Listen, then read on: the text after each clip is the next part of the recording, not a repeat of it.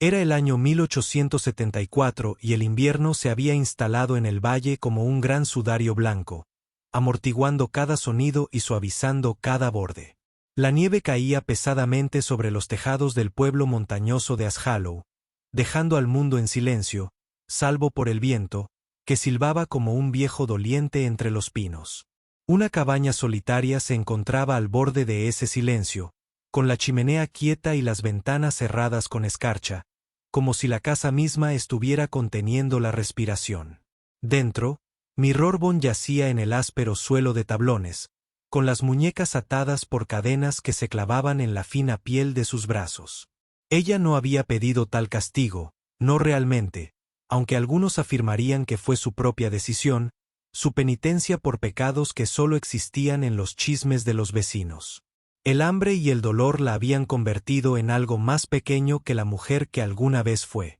Y, aún así, se aferró obstinadamente a la vida, incluso cuando su cuerpo pedía rendición.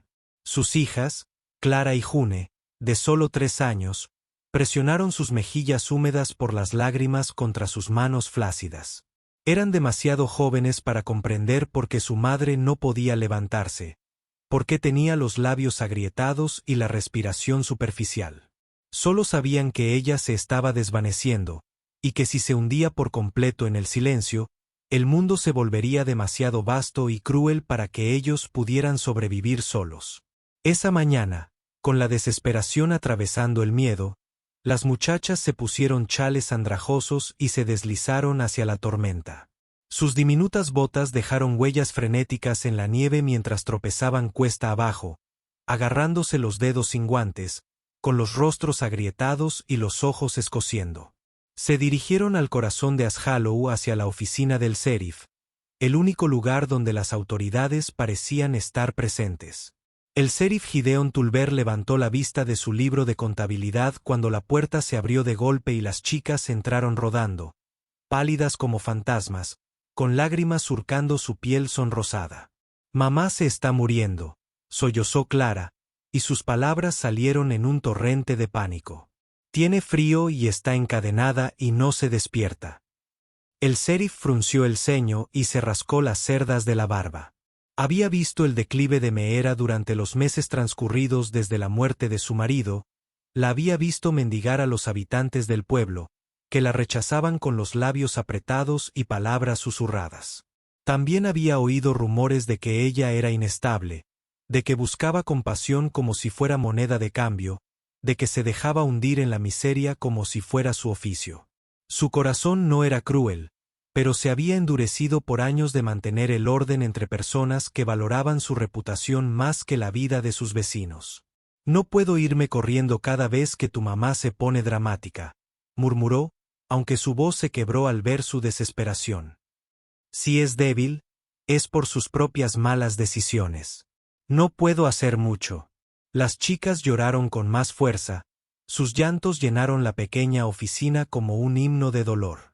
El sheriff Tulliver se removió incómodo en su silla, reacio a moverse, reacio a involucrarse más. Sus súplicas podrían haber quedado sin respuesta si otro hombre no hubiera estado escuchando, aunque no dentro de esas paredes. En la montaña, William Ashford trabajaba solo en su cabaña, partiendo leña con un ritmo constante que le adormecía la mente. Su silencio era deliberado, elegido hacía mucho tiempo cuando su esposa sucumbió a la fiebre y el peso de las palabras resultó demasiado pesado para soportarlo.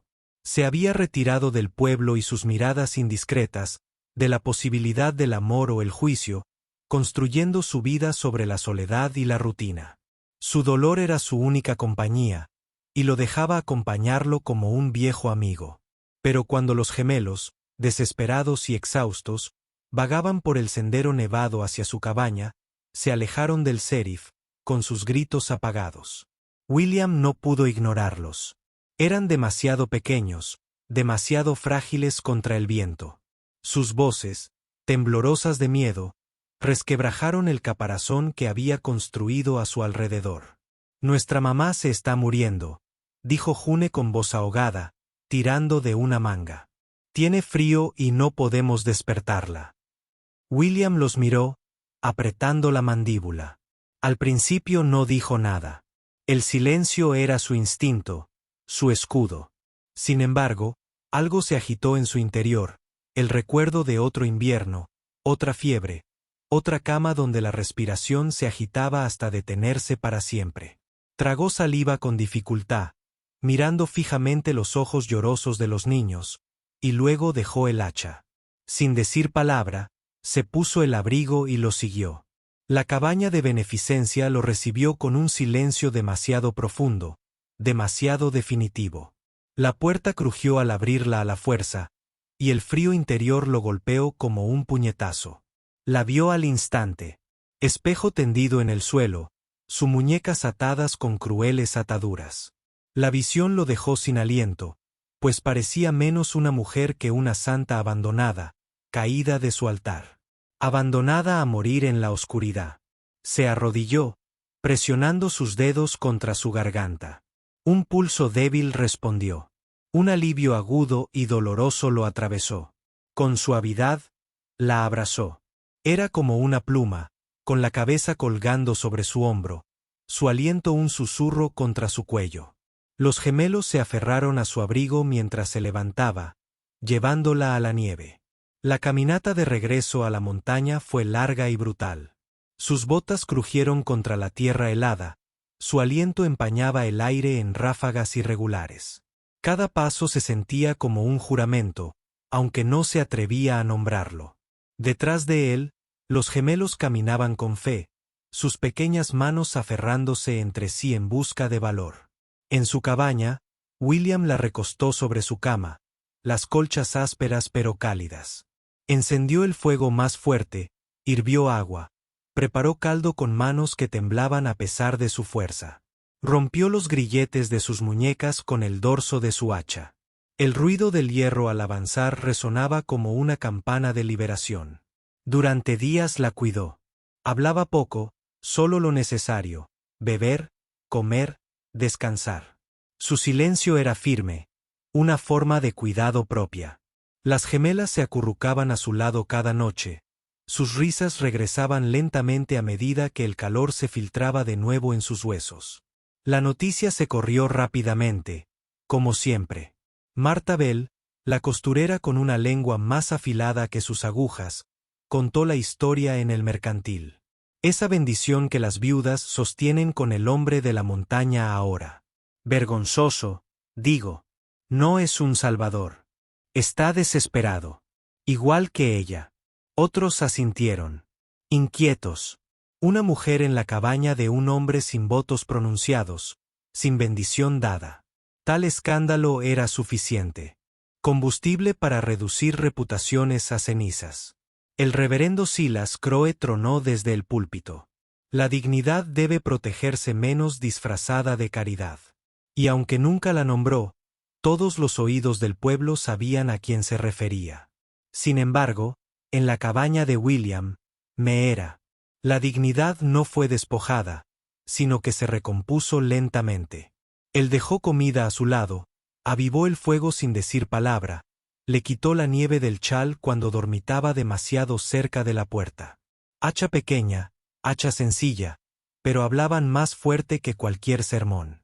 A veces lo observaba a la luz de la lámpara mientras remendaba una silla o afilaba su cuchillo, con el rostro surcado por la sombra, su silencio inquebrantable.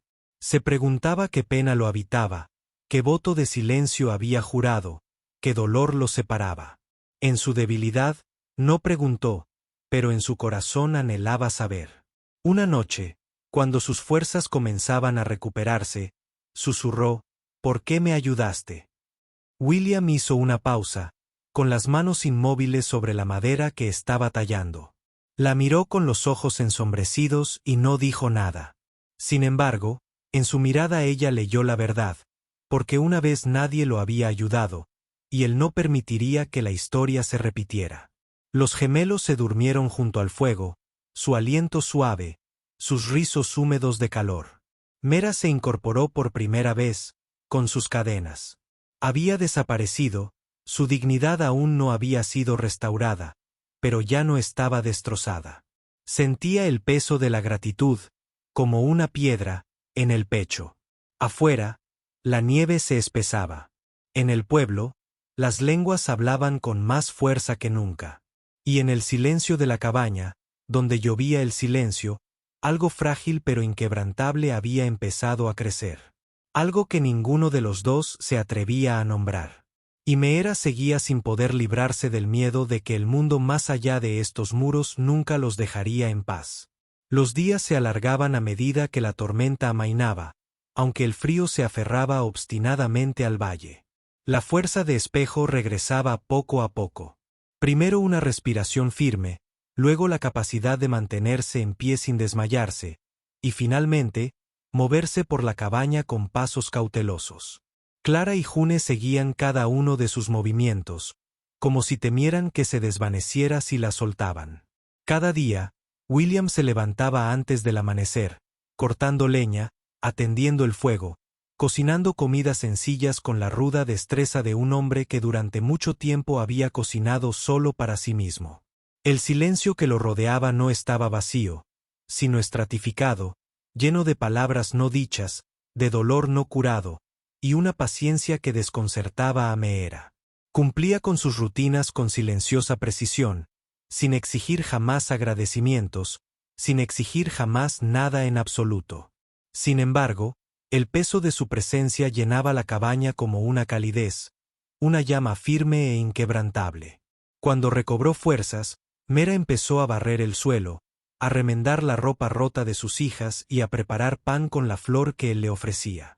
Sintió la vergüenza oprimirle las costillas, vergüenza de haber sido rescatada, de no poder valerse por sí misma. Pero poco a poco se dio cuenta de que el silencio de William no era un juicio. Era una especie de respeto, el único lenguaje en el que confiaba. Aún así, el mundo más allá de sus muros no permanecía en silencio. Susurros se filtraban del hueco de ceniza como humo a través de las grietas. La voz de Marta Bell era la más fuerte, llevando historias a todo oído dispuesto a escuchar. Esa viuda se ha acostado con el hombre de la montaña. No es apropiado. La está escondiendo para sus propios fines. Otros lo repitieron hasta que el rumor se convirtió en verdad en sus mentes. El sheriff Tulber se inquietó bajo la presión de los habitantes del pueblo que exigieron su intervención. Una mujer, argumentaban, no podía vivir en la cabaña de un hombre sin parentesco, no sin deshonra. Peor aún, había niños involucrados. Algunos hablaban de llevar a Clara y June a un hogar de acogida, lejos del escándalo de su madre. El sheriff subió a caballo a la montaña una mañana, con el aliento entrecortado en el aire gélido. Williams estaba en la puerta, con los brazos cruzados y la mirada fija. El sheriff se removió en su silla. Pueblos inquietos, Ashford. La gente dice que este arreglo no es adecuado. Los niños deberían ser ubicados adecuadamente.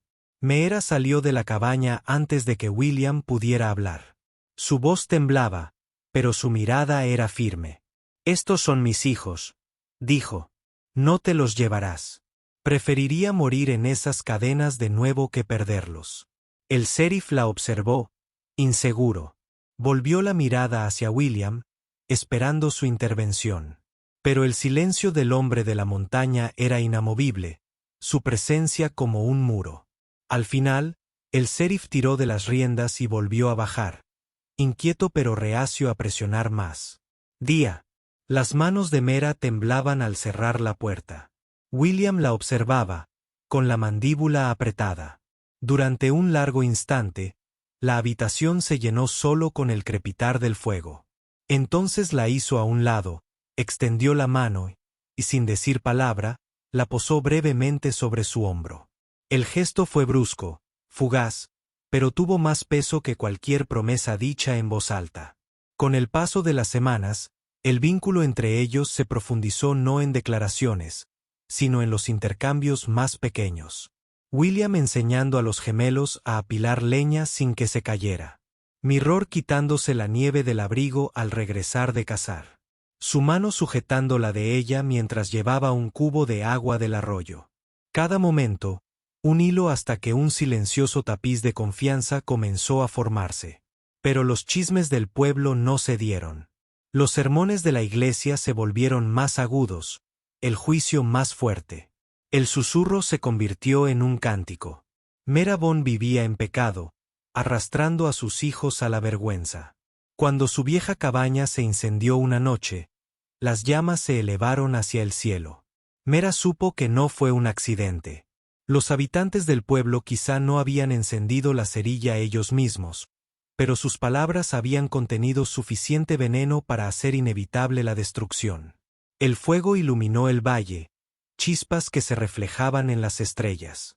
William las condujo a ella y a las gemelas a un lugar seguro, protegiéndolas del humo, rodeándola con su brazo protectoramente, como si no fuera a dejar que el mundo se la llevara de nuevo. Al ver cómo el fuego devoraba los últimos vestigios de su antigua vida, Meera sintió terror y alivio a la vez. Lo había perdido todo de nuevo. Sin embargo, comprendió que ya no quería aferrarse al pasado. Tras el incidente, el ayuntamiento los convocó. El salón estaba abarrotado, el aire cargado de juicio. Martha Bell estaba sentada en la primera fila, con los labios curvados en señal de satisfacción. La voz del reverendo Crowe resonó al hablar de dignidad, de pecado, de decoro. El sheriff Tulber permaneció impasible, reacio a mirar a Meera a los ojos. Exigieron una respuesta. ¿Seguiría viviendo en desgracia bajo el techo de un hombre? ¿Arriesgaría el futuro de su hija por rumores y escándalos? Las rodillas de Meera amenazaron con ceder, pero la mano de William rozó la suya, estabilizándola. Por primera vez, habló en voz alta, al alcance de muchos. Su voz era áspera, inexperta, pero llenó la sala como un trueno. «Se quedan», dijo simplemente. Las palabras aturdieron a la sala, sumiéndola en el silencio. Había hablado tan poco durante tanto tiempo que incluso la cadencia de su voz parecía sagrada, como una campana que repica en la oscuridad.